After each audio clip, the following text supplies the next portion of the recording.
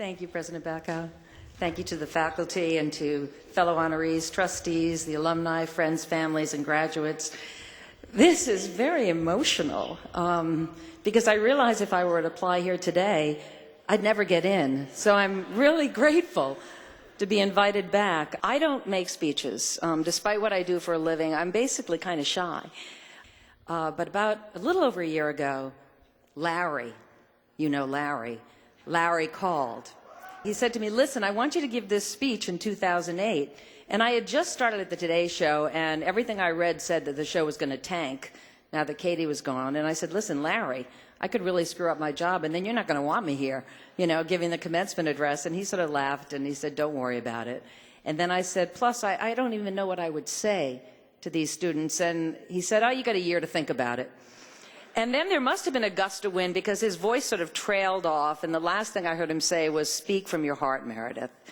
So for the past year, I've been trying to think about what I should say to you.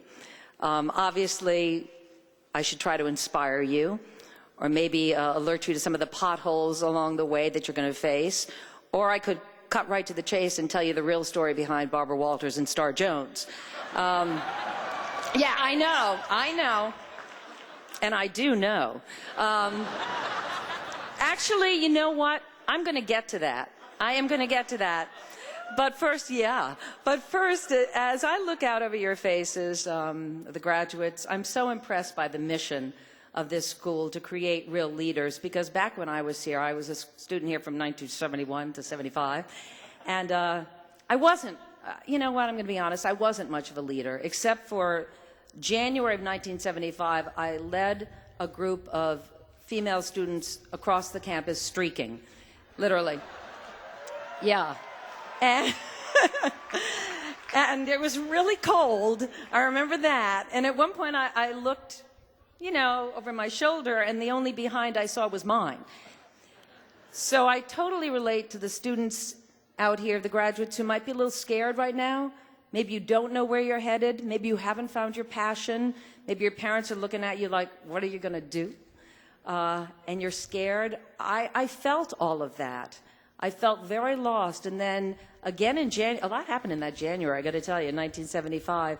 I took a class here in broadcast journalism. It was pass-fail.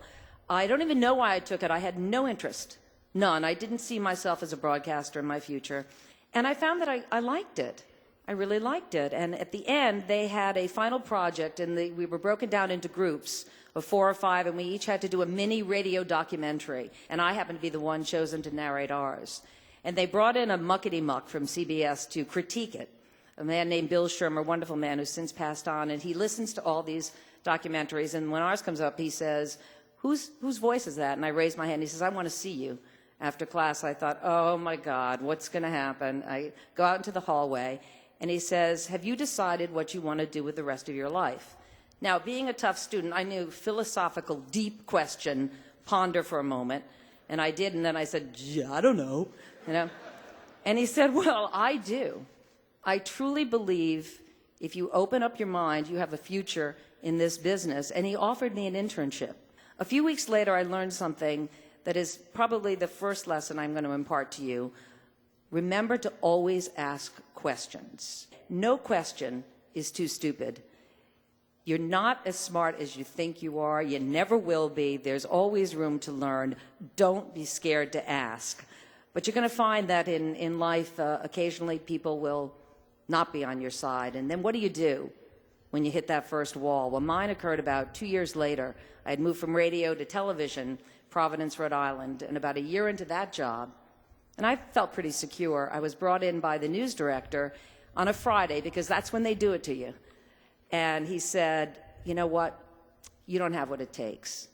And they let me go.